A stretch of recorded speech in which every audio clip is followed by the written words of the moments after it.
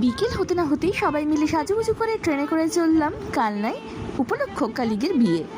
ফেরার তারা ছিল বলে এত তাড়াতাড়ি বিয়ের বাড়ি চলে গিয়েছিলাম যে বর কনেই এসে পৌঁছায়নি, তাই সামনের ঘাটটাতেই সবাই মিলে চলে গেলাম ঘুরতে।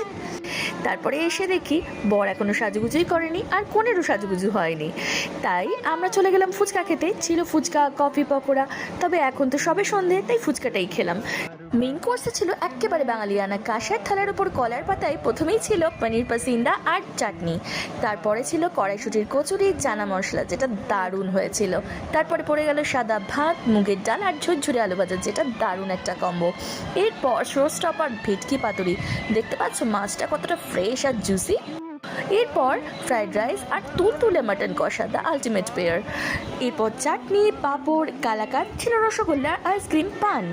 আমাদের ফিরতে হবে, তাই কনের দেখা আর পেলাম না। বরকনের প্রি ওয়েডিং শ্যুট দেখেই আমরা বাড়ি ফিরে গেলাম।